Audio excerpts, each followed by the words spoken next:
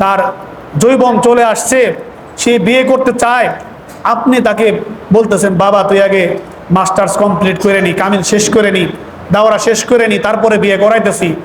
তো এর মধ্যে যে তার যে গুণাগুলো হবে, গুণা কি শুধু ছেলে মেয়েদের সঙ্গেই হয়? আজকে আমাদের ছেলেরা, আজকে আমাদের মেয়েরা নিজেরা নিজেদের যৌবন নষ্ট করে, জানেন তো আপনারা সবাই, জানেন না? আর মোবাইল, অ্যান্ড্রয়েড ফোন এগুলো থাকার কারণে এগুলো আরো বেশি বেশি হয়।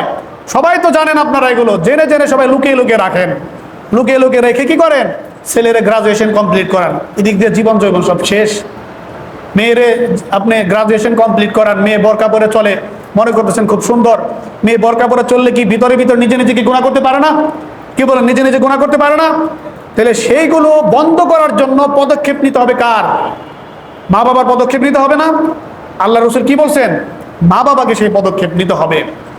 এই জন্য আমাদের সন্তানদেরকে এই পারিবারিক শিক্ষাগুলো যদি আমরা দিতে পারি, এই একটা হাদিস যদি আমরা আমল করতে পারি, এই হাদিসের মধ্যে কি কি শিক্ষার কথা বললাম?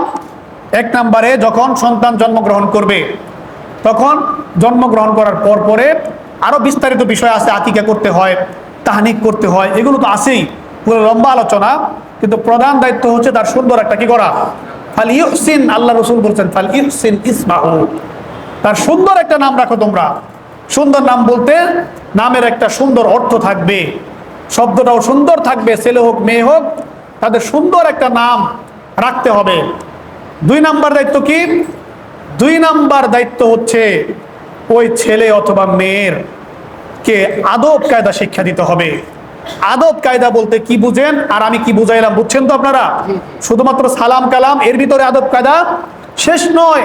আদব কায়দাটা হচ্ছে কার সঙ্গে কেমন আচরণ করবে, অর্থাৎ সে স্কুলে যাবে, কলেজে যাবে, মেয়েদের সঙ্গে তার কেমন আচরণ করা উচিত একজন ছেলে হিসাবে, সেটাও আদব কায়দার অন্যতম একটা পার্ট।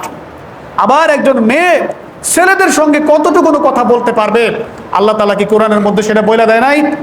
ইয়া নিসাআন নাবিয়্যি কুল লিআজওয়াজিকা ওয়া বানাতিকা ওয়া নিসাইল মুমিনিনা ইউদরিনা আলাইহিন্না জালাবিবিহিন্না।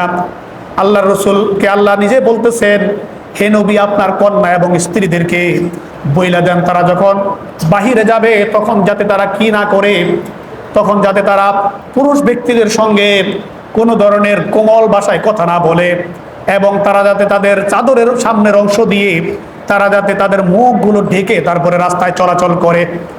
আরেক জায়গায়, এই সূরারই আরেক জায়গায় আল্লাহ তাআলা বলতেছেন ওয়াকুলনা কাওলাম মারুফা, তারা যাতে পুরুষদের সঙ্গে কোনো কোমল ভাষায় কথা না বলে, বরং ন্যায়সঙ্গত যতটুকু প্রয়োজন ওই প্রয়োজন অনুযায়ী শুধু কথাটুকু বলবে। এই আয়াতের তাফসির করতে গিয়ে অনেক মুফাসসিররা লিখছেন, এই প্রয়োজনীয় কথাটাও মহিলারা যখন পুরুষের সঙ্গে বলবে তখন একটু কর্কশ আওয়াজে বলবে, একটু কর্কশ আওয়াজে বলবে। মেয়েদেরকে এটাও শিক্ষা দিতে হবে, তোমরা যখন কলেজে যাইবা, স্কুলে যাইবা, তখন তোমার ছেলে সহপাঠীর সঙ্গে যদি নোট নেওয়ার প্রয়োজন হয়, কোনো প্রয়োজন যদি হয়, তাহলে তার সঙ্গে কোমল ভাষায় দীর্ঘ সময় কথা বলবে না, তার সঙ্গে একটু কর্কশ ভাষায়, যাতে তোমার প্রতি আকৃষ্ট না হয়ে যায়, এই কর্কশ ভাষায় তার সঙ্গে যতটুকু বলা প্রয়োজন অতটুকু বলবা। এই শিক্ষাটাও ছোটবেলায় দিতে হবে। এই জন্য এক নাম্বার হচ্ছে সুন্দর নাম, দুই নাম্বার হচ্ছে আদব কায়দা, তিন নাম্বার হচ্ছে প্রাপ্ত বয়স হয়ে গেলে তাদেরকে কি করে দেওয়া, ওই গ্রাজুয়েশন কমপ্লিট করার জন্য অপেক্ষা না করে তাদেরকে বিবাহ করিয়ে দেওয়া। এই যে ছেলে বিপদগামী হয়ে গেছে, অবশ্যই এই যে ছেলেটা তার মাকে হত্যা করলো, কত দুঃখজনক, কত কষ্টদায়ক ব্যাপার এটা। তো এই ছেলের কিন্তু মূল সমস্যাটা হচ্ছে তার বিবাহ যদি তাকে করে দেওয়া হইতো তখন কিন্তু তার এই সমস্যাটা অনেকটাই কমে যেত। এখন অনেক গার্জেনরা আমার বিরোধিতা করবেন, হুজুর তাহলে আমাদের ছেলেদেরকে 20 বছরের কমে বিয়ে করে দিব?